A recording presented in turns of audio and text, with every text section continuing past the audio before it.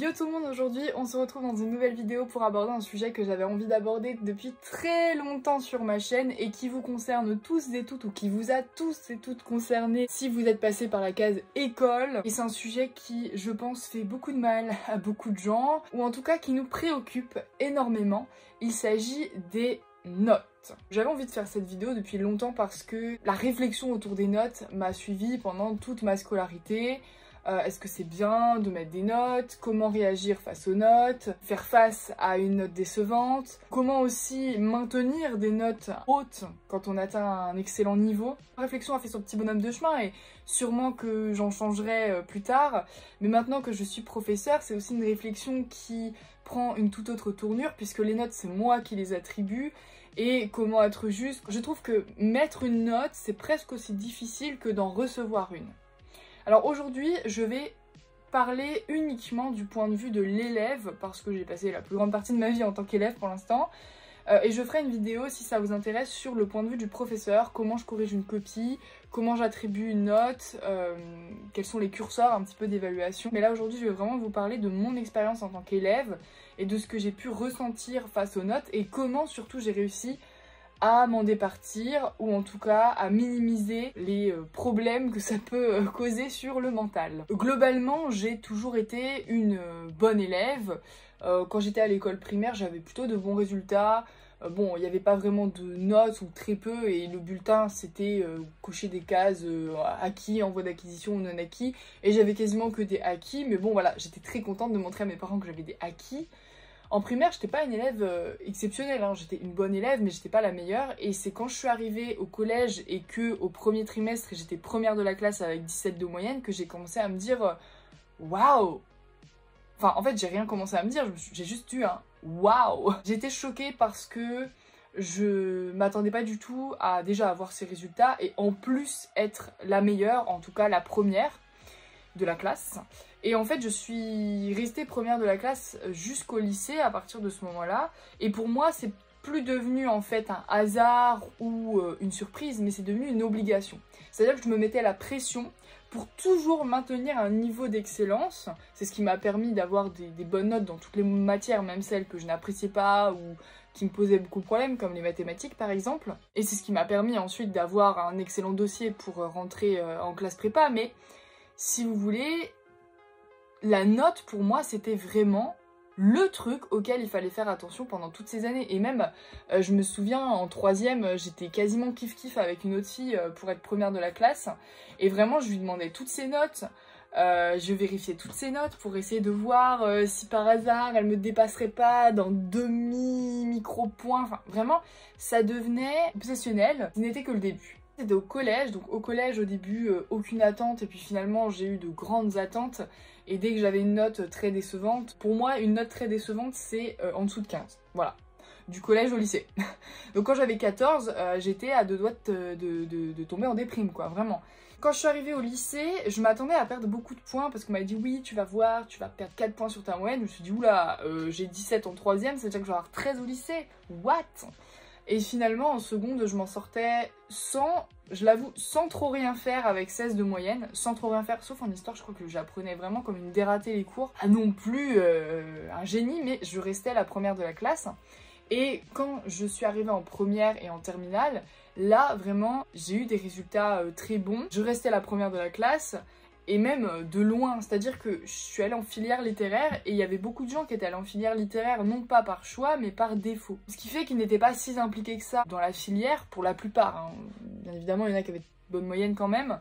Et puis il y avait en terminale la matière philosophie qui posait aussi beaucoup de problèmes. Moi je pensais que j'allais me rétamer, finalement j'ai eu 17 au bac donc ça s'est bien passé et puis j'avais des bonnes notes en cours. Mais si vous voulez, j'ai toujours voulu maintenir ce degré d'exigence et même quand je suis arrivée en terminale, je voulais tellement avoir un très très bon dossier pour rentrer en prépa que toutes les notes en dessous de 16, pour moi c'était décevant. Et même parfois quand j'avais des 16, je me disais mais c'est quand même... voilà, c'est un peu ric-rac quoi, t'aurais pu avoir 18. Moi si j'avais pas 18, j'étais pas contente. Ce qui fait que j'ai eu mon bac avec 18,17 de moyenne. Et pour moi c'était... j'étais très surprise de mes notes au bac. Je pensais pas du tout avoir mon bac au départ, hein, pour vous dire à quel point j'étais mais complètement à côté de la plaque. Finalement je l'ai eu avec mention très bien, donc c'était aussi ce que je voulais. Mais en fait, quand je retrace tout le parcours de ma scolarité, je me suis dit, les notes pour moi, c'était vraiment une exigence et il fallait que je sois la meilleure. Tout a basculé quand je suis arrivée en prépa, parce qu'en prépa, je n'étais plus la première de la classe. Bon, j'étais pas non plus la dernière, hein, je faisais partie des 5 premiers, mais j'étais pas la première et ça, déjà, grosse blessure d'ego. Au niveau des notes, c'était très difficile parce que là, j'avais des notes en dessous de la moyenne. Alors, j'en ai eu très peu, mais j'en ai eu quand même. Et puis sinon, ça tournait autour de la moyenne. Enfin, en anglais, j'arrivais jamais à avoir au-dessus de 13. J'étais... Waouh, ça me dégoûtait alors que j'avais eu 19 au bac, je comprenais pas. Ça m'énervait parce que je n'arrivais pas à avoir des notes que j'avais eues au lycée et je ne voyais pas comment faire. Première note, tu te dis bon, voilà, j'ai eu 9, je vais m'améliorer, je vais trouver comment faire. Puis après, les prochains devoirs, tu apprends mieux, tu fais autrement, tu changes de méthode, mais tu tapes à 11. Tu dis mais mince, quand est-ce que je vais taper 18? Et en fait, tu tapes jamais 18, sauf en fin de cagne ou éventuellement au concours quand tu as vraiment progressé de fou. Mais ça a été une véritable frustration, ces notes.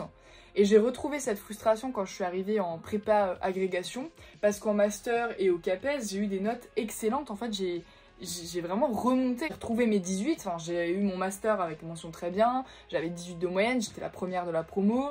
Mais ça, je l'ai réalisé que quand je suis partie du master, en fait. Et prépa agrég, je reviens en prépa agrég et je me retape des 10, des 12. Il y a des gens qui arrivent à taper des 16 en dissertation et moi, je reste à 12.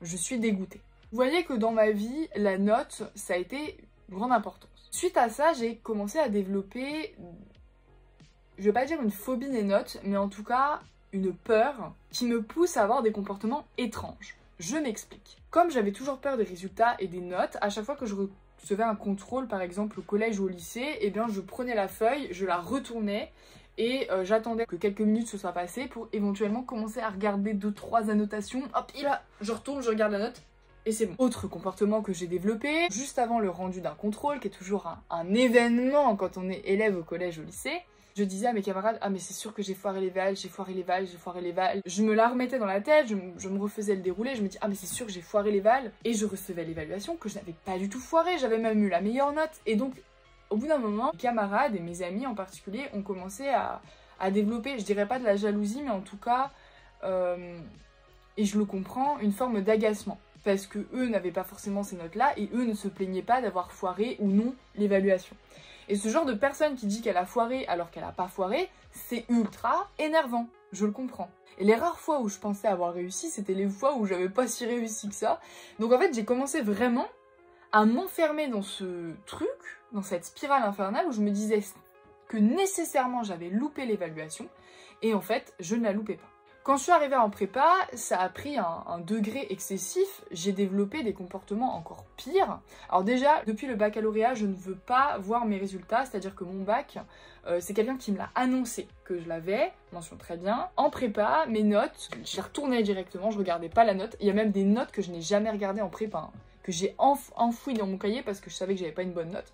Je voulais plus en entendre parler, alors que tout le monde à l'internat en discutait. Ah, t'as eu quelle note, t'as eu quelle note? Il fallait bien que je fasse face à mon bulletin à la fin du semestre et à mon classement, mais sinon mes notes je les regardais très peu. En tout cas au début de l'hypogène je les regardais mais j'avais très peur, et puis après au fur et à mesure en cube par exemple je regardais plus mes notes et c'est allé très loin parce que à l'ENS c'est pareil, je ne regardais pas mes résultats. Donc l'ENS c'est le concours que vous passez, enfin c'est la grande école pour laquelle on concourt en prépa littéraire.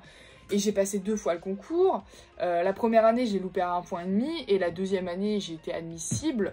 Et ben pour vous dire, j'ai toujours pas regardé les notes que j'avais eues la deuxième année où je l'ai passé. La seconde année plutôt, parce que je l'ai pas refait une 3e fois. J'ai vraiment développé une hantise de regarder mes notes. Mes résultats à l'ENS, c'est pareil, c'est des gens qui me les ont annoncés. Quand j'étais sous-admissible en 2020, c'est quelqu'un qui me l'a annoncé. Quand j'étais admissible, c'est quelqu'un qui me l'a annoncé. Et ouais, je regardais pas mes notes. Vraiment, je ne regardais pas mes notes. Limite, mes professeurs savaient mieux mes notes que moi parce que, ah oui, ils m'ont demandé mon relevé de notes à la fin de la cube. Donc mes notes que j'avais eues à l'ENS, je vous promets, j'ai téléchargé le relevé de notes, j'ai pas cliqué dessus pour le regarder, j'ai envoyé directement dans le mail et c'est parti au professeur et je n'ai jamais regardé. Ça fait 3 ans. Été 2021. Plus de 3 ans, 3 ans et demi. Et ce truc, j'avais dit que je le regarderais, d'ailleurs, je devrais en faire une vidéo, mais je ne l'ai toujours pas fait parce que j'ai peur, j'ai vraiment peur. Quand je suis arrivée en master, c'est pareil, je regardais quasiment pas mes notes. Bon, j'étais un peu plus rassurée quand même parce que je voyais que j'avais des bonnes notes. Je faisais la technique de l'autruche. J'ai carrément inventé un nom pour l'agrégation. Je vous ai dit que j'avais un peu horreur de mes notes, mais en même temps, j'ai grandi. J'avais 23 ans quand j'ai passé l'agrégation, donc j'avais un rapport un peu différent aussi. Et donc, je regardais quand même mes notes. J'essayais de prendre de la distance, et ça, je vais vous expliquer. Quand j'ai su que j'étais admise à l'agrégation, c'est là que j'ai quand même voulu regarder mes notes. Le fait d'être admise à l'agrégation, j'ai été moins touchée par mes notes. Parce que j'ai vraiment eu des notes catastrophiques. Bon, j'ai eu des notes excellentes, mais j'ai eu des notes catastrophiques. Et j'ai moins été touchée par ces notes-là qui sont vraiment humiliantes que à n'importe quel autre moment de ma vie, même un moment de ma vie plus réussi. Enfin, je veux dire, j'ai eu des meilleures notes à l'ENS qu'à l'agrégation. J'ai pas eu l'ENS, j'ai eu l'agrégation. J'ai vraiment appris à m'apaiser face aux notes, à relativiser. Et pour vous dire, ça m'a pris 6 ans d'études, en plus de ma scolarité antérieure collège-lycée. Alors on en vient à cette partie de la vidéo où je vais vous dire comment j'arrivais ou pas à faire face à ces notes, au-delà de ne pas regarder la note, de faire la technique de l'autruche. Il m'arrivait, comme je vous ai dit, de regarder quand même ma note. Il y a eu des moments de grande fierté. Par exemple, quand les professeurs en prépa annonçaient que j'avais eu la meilleure note, que j'avais eu 18, que les élèves venaient me demander la copie. Grande fierté pour moi. Et puis il y avait ces moments horribles où je découvrais ma note, où j'avais eu 10, où j'avais eu 11, où j'avais eu 12. Et là, je me retenais de fondre en larmes et je me rappelle qu'il m'est arrivé plusieurs fois. Alors mes notes, ça pouvait être aussi des notes de colle, c'est-à-dire des exposés oraux qu'on passe devant les professeurs. Et je me rappelle que certaines fois je ressortais, parce que l'école, ils nous donnent souvent les notes directement en sortant de la salle. Et je ressortais. Et j'avais ma note de colle et j'avais eu genre, je sais pas, 10. Et genre, je m'étais tellement investie dans la colle que ça me brisait le cœur. Et je me retenais. J'attendais de rentrer dans ma chambre d'internat. Heureusement, c'était pas loin de la salle de cours. Et là, je vidais tout. Je pleurais dans ma chambre. Quand je me douchais aussi, il m'arrivait souvent de pleurer dans la douche en fait. Parce que je prenais ces notes comme un reflet de ce que j'étais. Et non pas de ce qu'est une note, c'est-à-dire une évaluation à un moment donné, sur un sujet donné. Donc c'est extrêmement circonstancié, une évaluation et note.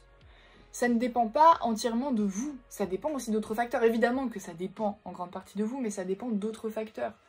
Et je sais que y a certains sujets sur lesquels j'ai eu beaucoup de chance et qui m'ont permis d'avoir des bonnes notes, et d'autres sur lesquels j'ai eu moins de chance et qui m'ont permis d'avoir des mauvaises notes, on va dire. Je sais aussi qu'il y a des moments où j'étais moins disposé que d'autres à avoir une bonne note. Enfin, je veux dire, quand vous n'êtes pas dans une bonne disposition d'esprit, quand vous êtes malade, bon moi j'ai jamais trop été malade, mais quand vous êtes malade, quand vous êtes souffrant, quand vous êtes triste aussi, quand vous vous sentez seul, quand vous êtes fatigué, alors moi par contre la fatigue c'est un gros problème dans ma vie. La fatigue parfois ça m'a fait faire des cols ou des concours blancs qui étaient un peu foireux quoi, je le sais.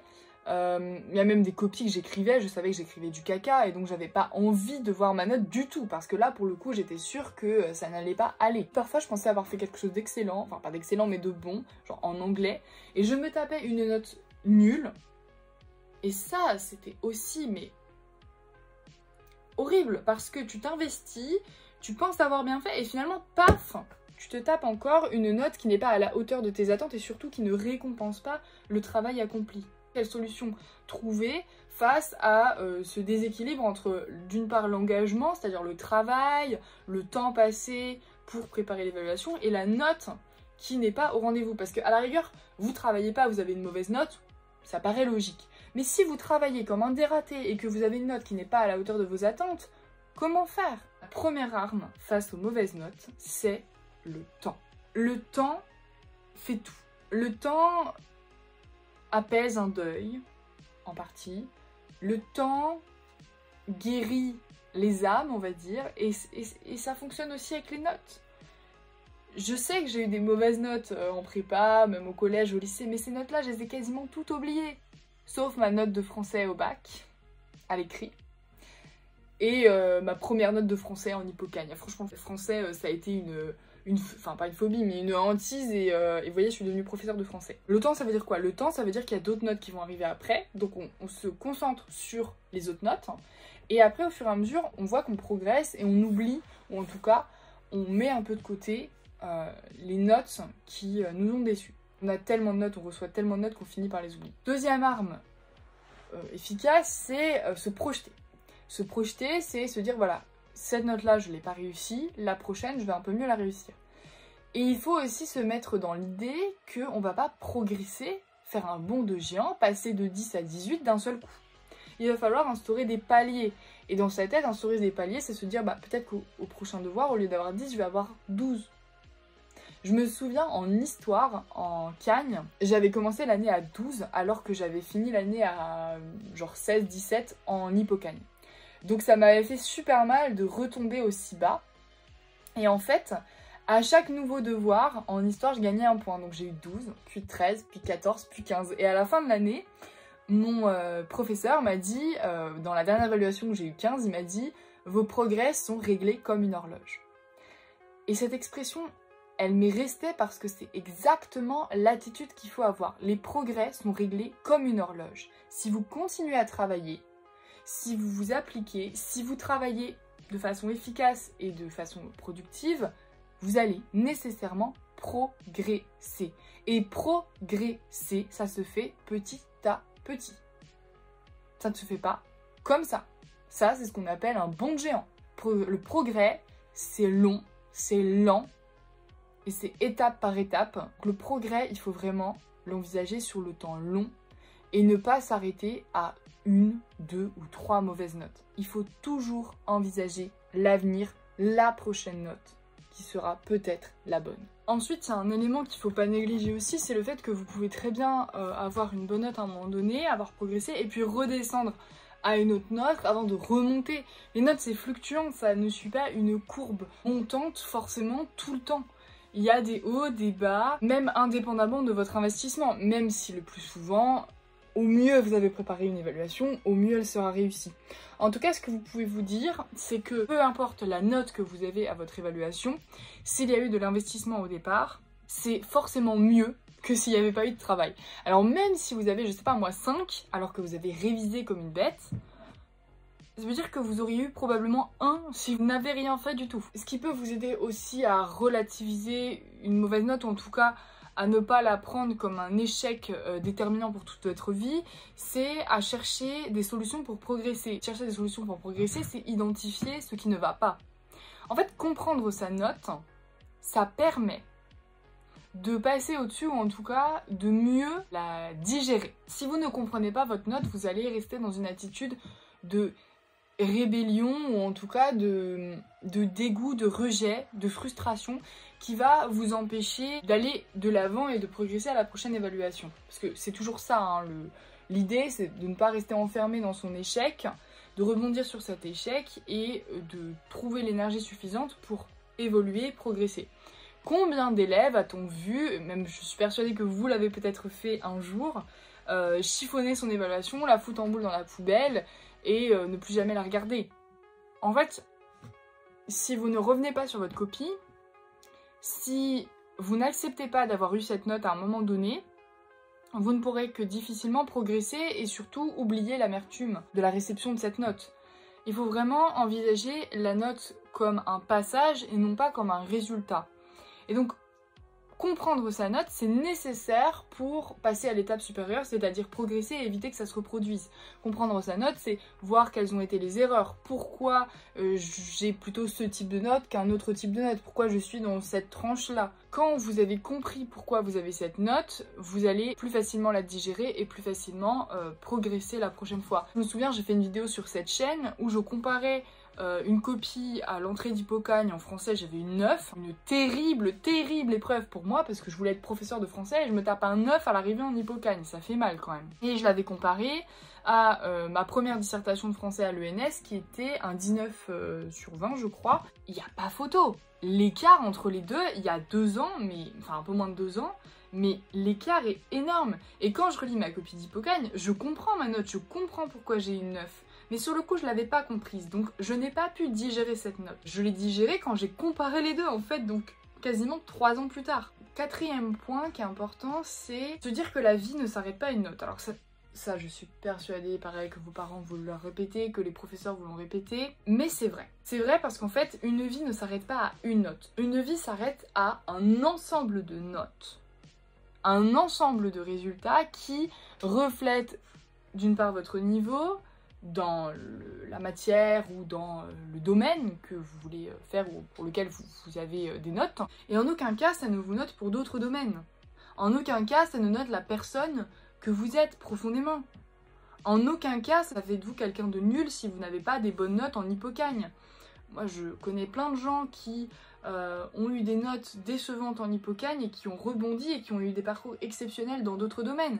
Si vous n'avez pas des bonnes notes en hypocagne, déjà c'est pas dit que vous en aurez des mauvaises cagnes, mais c'est surtout que c'est peut-être pas un domaine qui est fait pour vous. Ou c'est peut-être un domaine qui est fait pour vous, mais pas format concours. Peut-être que si vous faites une hypocagne pour la littérature, vous seriez mieux à l'université, ou vous seriez mieux en tant que journaliste, ou vous seriez mieux à Sciences Po, j'en sais rien. Mais en tout cas, il ne faut pas croire qu'une note à un moment donné d'un professeur nous définit. Elle sanctionne juste le travail ou les capacités dans un domaine à un moment T. Et pendant longtemps, j'ai cru que j'étais nulle, et je continue à le croire avec mes notes d'agrégation. J'ai cru que j'étais nulle parce que ma vie se résumait à ces notes, et je pensais en fait que j'étais pas intelligente parce que j'avais ces notes-là. Et je vous promets, mais j'avais des discussions avec mes amis qui me disaient mais t'es super intelligente, ou même des gens que je croisais comme ça, que je rencontrais, mais t'es quelqu'un d'intelligent, etc. Mais moi je les croyais pas, parce que je m'étais tapé un 6 en anglais, enfin j'en sais rien. Parce que je m'étais tapé je sais pas moi, un 10 en dissertation. Mais ça n'a rien à voir. Enfin ça n'a rien à voir. Évidemment que lorsqu'on fait des études, ça a quand même un peu à voir avec la culture générale, avec l'intelligence, mais par exemple, en anglais, j'ai jamais eu des bonnes notes pendant mon parcours universitaire. Enfin, en prépa, c'est ce qui m'a fait échouer à l'ENS.